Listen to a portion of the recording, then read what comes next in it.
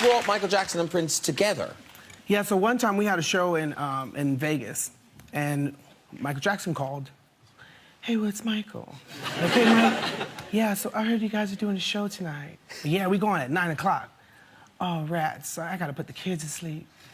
So I was like, well, I'm performing with Prince later on at 12. So anyways, Michael came to see me rock with Prince. And it was a magnificent night to see. It was me, Chris Tucker, and then watching me, Chris Tucker, Michael Jackson, watching Prince rock on stage. So to make a long story short, Prince steps off the stage and plays the bass in Michael Jackson's face. Rips the freaking bass in 10 different pieces. Make a longer story shorter, Michael Jackson leaves and goes home and says, meet me in the house for breakfast.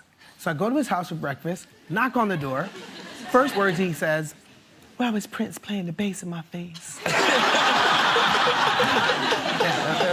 What was your dad say that though? Because he's funky? Like, no, Prince, he's just being nice, you know? No, Prince, he's always been a meanie. But bless their hearts, they were so passionate, and you know, we've lost great musicians. Yes, no, we really have that. You had the great Prince on your show. I have a great Prince story. One time Prince is coming on the show and his manager calls and says, hey, Prince would love to play ping pong on the show. I go, okay, we'll get a ping pong table, no problem.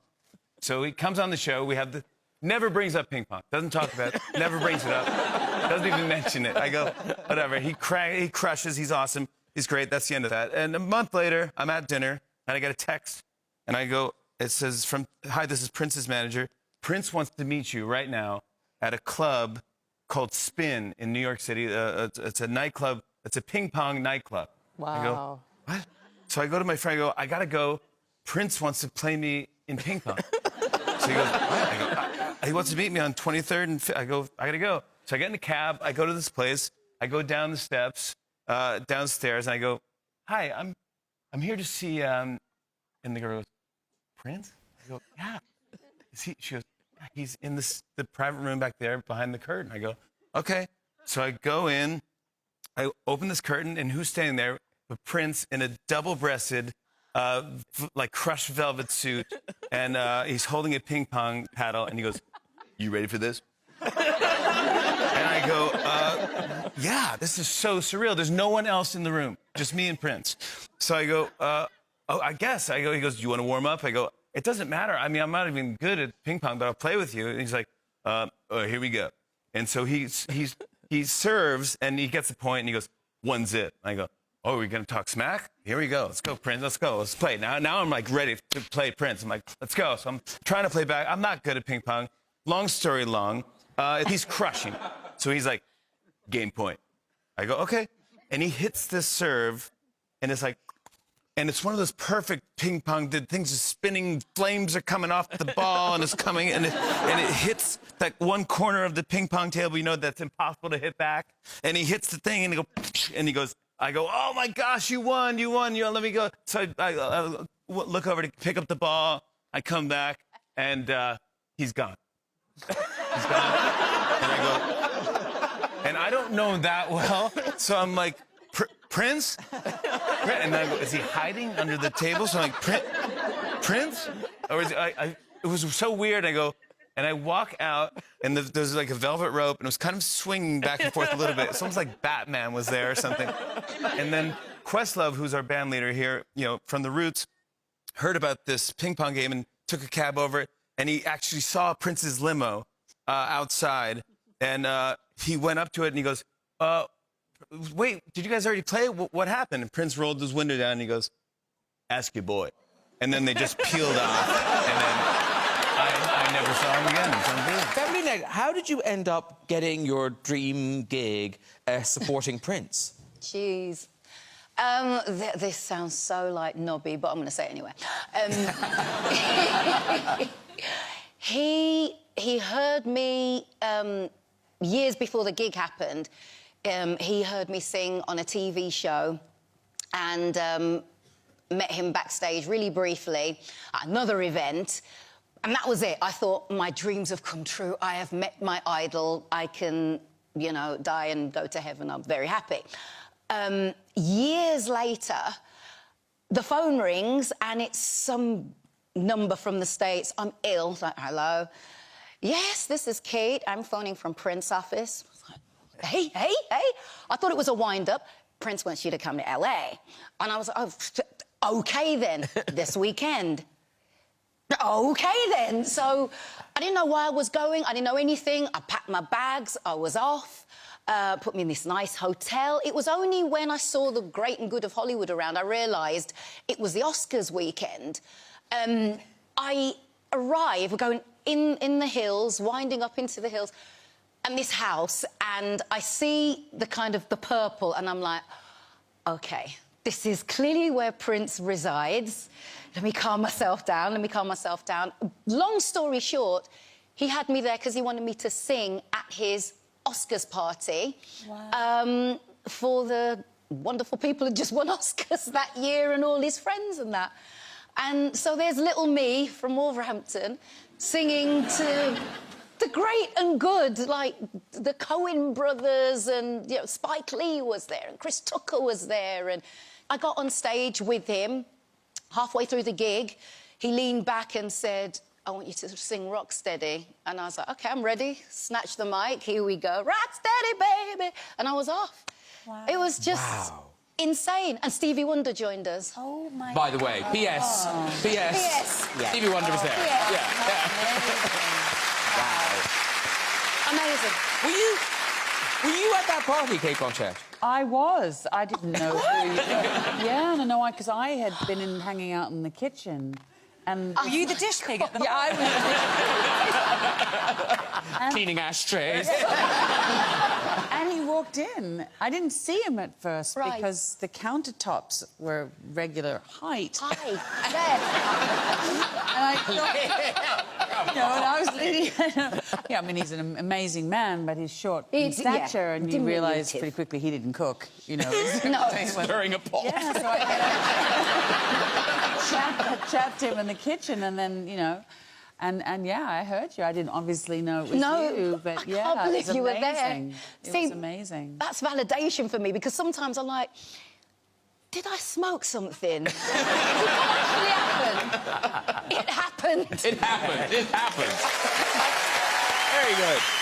You know, one of the most remarkable performances we had at a party in the White House, he did technically turn us down the first time, and that was Prince. Wow. In fact, in the book, I think there's a picture of me dancing with Sasha on stage with Prince playing in the background. It was actually probably 2 months, 3 months before he passed. And so it was one of his last performances. That's incredible. And he could not have been. That must have been unbelievable. It was unbelievable. And he actually performed on the keyboards with Stevie Wonder and that's great. did some stuff, and he could not have been better. Wow. Were you on holidays when, I think it was Brian Ferry invited you to dinner? Oh, yeah. Well, I was at a very nice hotel in Turks and Caicos, and Brian Ferry was also staying there, and I knew him a little bit. And Prince was there as well. Wow. This was a few years ago. And, Prince is dead, yeah. Glad you can see the funny side. And Brian said, would you like to come over and have dinner with Prince? I was like, well, this is a once-in-a-lifetime opportunity. And so, yes, of course. But it was quite an awkward conversation, because Prince doesn't say much, and Brian Ferry isn't that talkative either. So we sort of sat there with nothing much to say, and Prince doesn't ask any questions. He doesn't go, what do you do? Or, well, you're my favourite judge on Britain's Got Talent, or anything like that. And there's a magazine there with a picture of Florence and the Machine, and I say, oh, do you know, just trying to make conversation. You know, Florence and the Machine, and they both go, no, I don't know her. I said, oh, you know, she just did that brilliant cover of that dance song. And they went, well, which dance song? You know, that one, you know, You Got the Love. They went, Prince went, I don't know the song. Like, you know, that song, you know. You got the love I need to see you through. Sometimes I feel like and I'm singing to Prince and Brian Ferry. The most embarrassing moment of my life. And they're just looking at me blankly, like I'm mad, like I've made up this song. It was horrible. And when Prince left, it was that amazing sense of relief. You didn't meet someone really, really famous, and it's sort of, you just desperately want it to end. I was very good friends with Prince. He was one of my closest. Wow, David. Now. My one dinner is meaningless now. Let me tell you something. He was so funny. He was here. Not that night. Not that night. I am so sorry. You crack any jokes that night? I'll be honest with you. So sorry. But he didn't crack jokes. He had a strange sense of humor. You know, like we'd go somewhere and he'd say things like, I would start going for the food like I always do. And I would like try to get something and he'd be very serious like this in a and he would go, hold my hand and say, sister, stay away from the buffet. That's good advice. I laugh because he's right. I'm stealing that. That's fine. Let me tell you something. He was so fun. I'm so sorry you didn't get to meet him. Well, I did get That to part. But where we went, it wasn't a buffet, it was a sit-down dinner. You went to an all-you-can-eat buffet with Prince, but it was actually quite a smart hotel. But thank you for your contribution. Hello. Hello. Hi, what's your name? Lynn. Lynn, lovely. And where are you from, Lynn? Sorry. Surrey. And what do you do in Surrey, Lynn? I do admin for a broking company. Admin for a broken company. All right, lovely.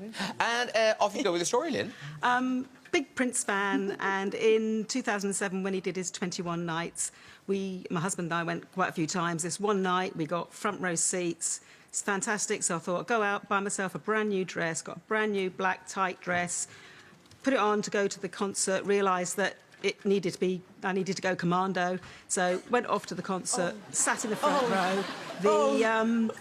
The security came round just as the show was starting and said, would I like to go up on stage when he invites his guests up on stage to dance with him? Well, obviously, of course I would. So...